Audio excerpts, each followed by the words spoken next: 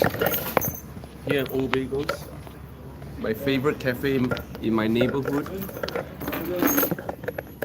And yeah, 오늘 아주 신나게 시작한 거 아니거죠?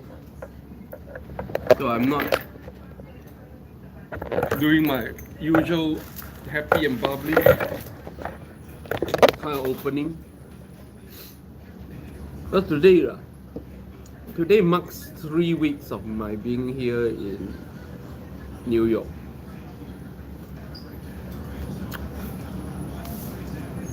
Like two Tuesdays ago, I took a flight to New York. So this is end of week 3. And only week 3. It's only been 3 weeks and I've been through too much. Now, over the past few weeks, I've been telling you guys like how hard it has been for me to adjust to life here. In terms of the routine. But really, what really stressed me out most, like it's really triggering my depression right now, is really the crime, how unsafe the place is. And I'm already living in one of the safest neighborhood in Queens, you know, the Koreatown area. It's one of the safest area ever. Even so, in 3 weeks, I've personally been through three crime scenes. On the first weekend of being here,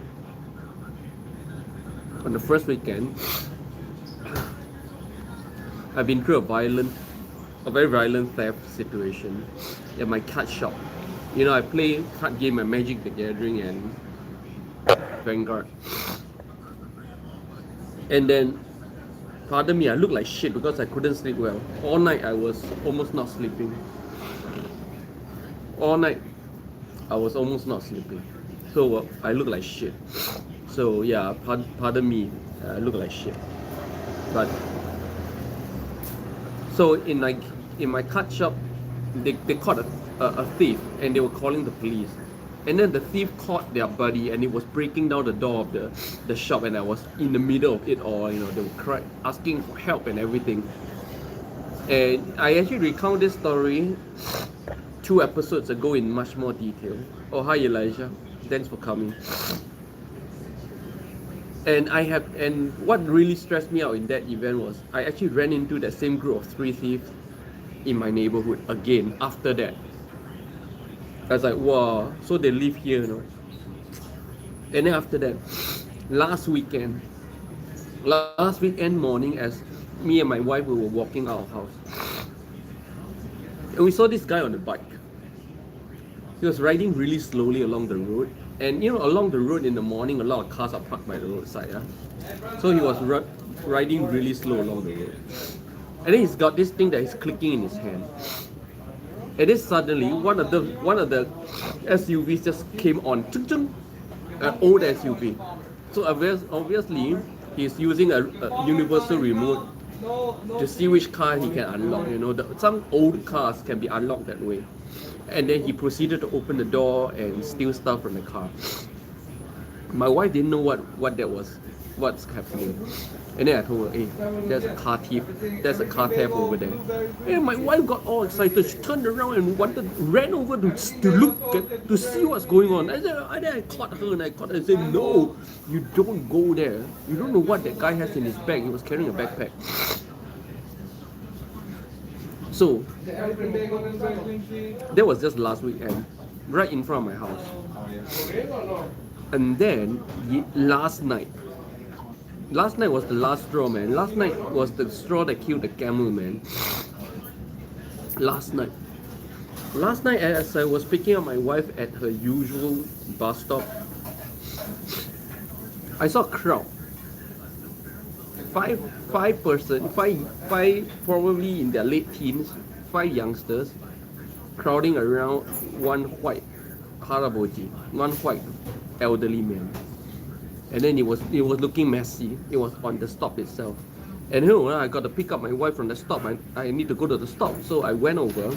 I went to within about 10 feet of what was happening. And then I could see clearly because it was quite dark already. Then I see clearly what was going on. This is four guys and one girl. Right? Okay, I can't even call her a lady. She looks like late teens. First, they were behaving all drunk. They all look like they were high on drugs, like very high. It's not drunk.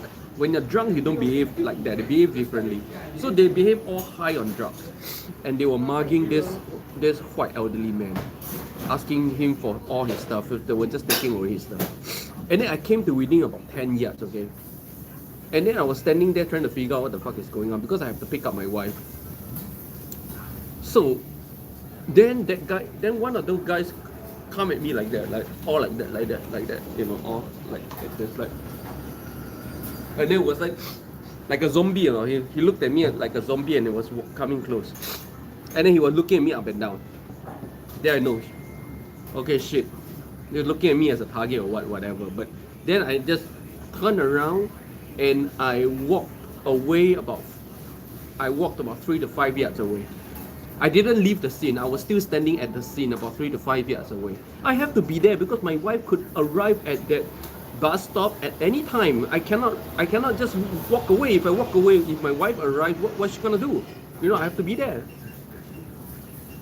And then because I wasn't looking at them, I wasn't giving a shit about them. And then you know what? Then I was thinking, shit, you know, should I help this elderly man? But you know what happened at that time? At that time, while I was thinking, should I help or should I not help? Down the road, about 20 yards away, I saw a police patrol car, the big one, the SUV, where they have a fucking pump action shotgun and AR-15 in there, and 2 other cops. And you know what? They were all in the car with the lights flashing and doing nothing. The cops were doing nothing. The cops were sitting there throughout the whole thing and did nothing. And then I told myself, if the cops, even the cops or outside America, you guys call the policemen, are not doing anything, why should I do anything? I'm no Batman, I'm no Superman, I'm no Iron Man superhero, you know.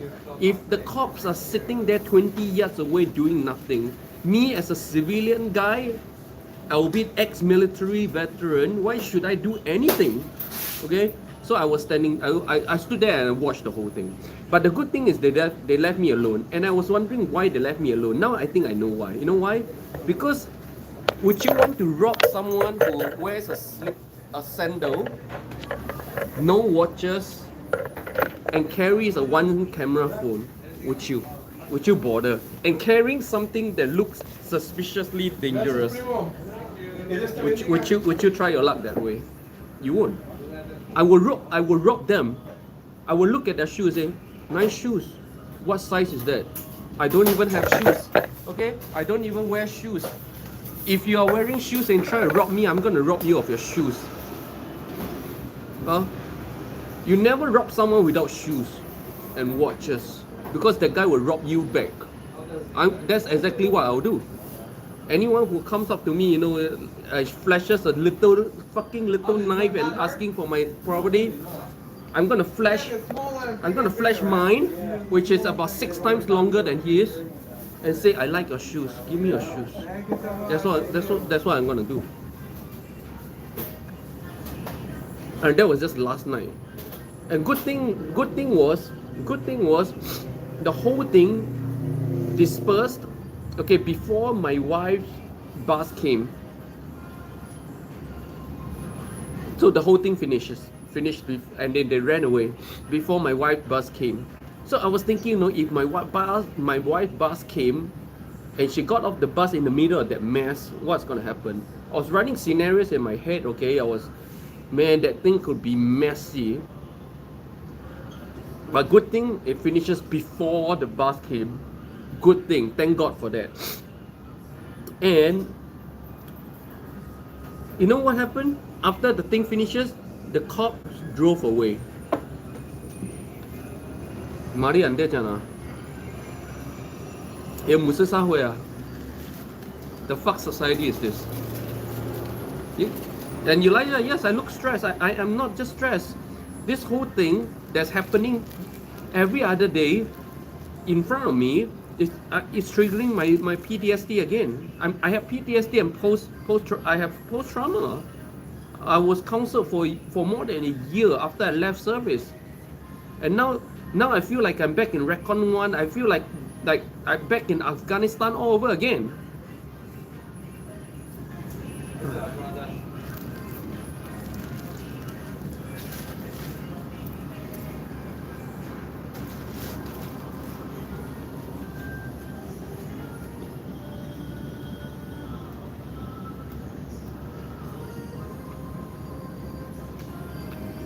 Right.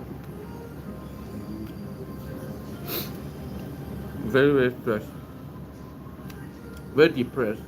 Last night, after what happened, I went back, I just sat on my sofa. I was just staring at the blank air all night. It's very distressing. This is no living, man. Like 2 episodes ago, I described to you guys how I need to look over my shoulders all the time. Huh? Elijah, the cops are changing for the worse in America. The type of hyungsa that we need is from the Napan hyungsa tone voice. Well, the cops here in America just lost my respect totally. I don't respect these assholes anymore. Any cops that try to talk to me, I will claim the Fifth Amendment, my rights to just my rights to not talk and not respond to any cops. Cops are paid for nothing here, man, I'm telling you. Very distressing.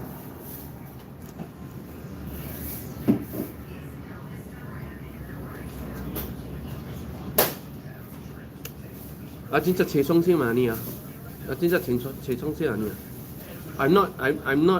I'm not sane right now. I'm telling you guys. Just 3 weeks in New York right now. I'm not completely sane. In fact, I keep telling people I could kill someone or I could die here in New York.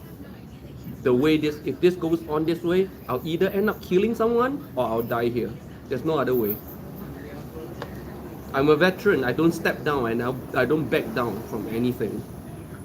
And if I don't back down, people die here. That's what New York is. If you don't know how to back down, people die.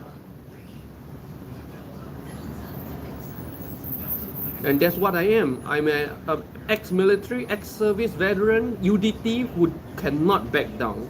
I cannot back down. So someone's gonna die. Someone's gonna have the worst day of their life, me or whoever it is.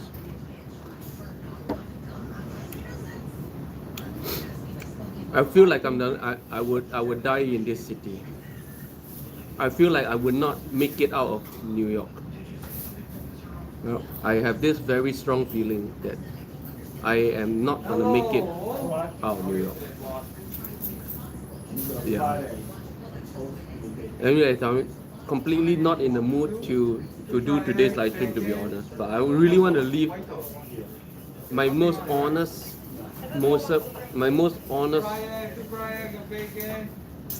review of whatever's happened over the past 3 weeks here. I just want my viewers to know how hard life has been for me here so far, and my mental state of mind. I'm not completely sane right now. I want to put this out in the world as well. You know, like I've always shown you guys the most honest side about me and what my life is like. If it's good, I tell you guys it's good. 2 years in Istanbul, every day I tell you guys it's good. It is that good. And if it's bad, I'll tell you it's bad. And now it's that bad.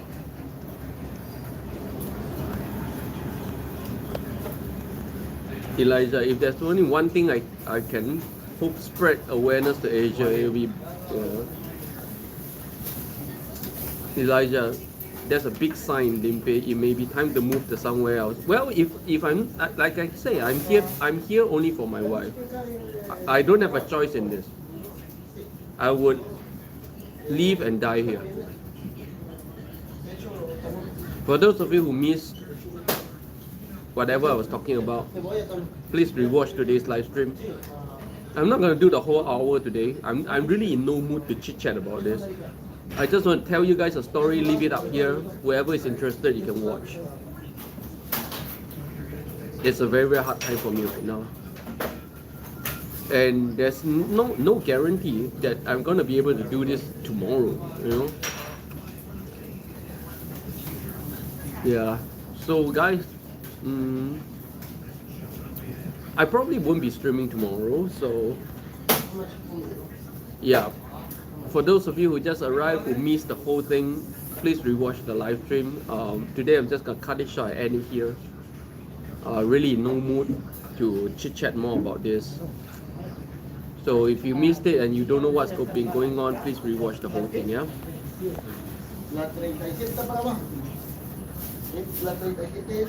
So yeah, guys. See you guys. Annyeong.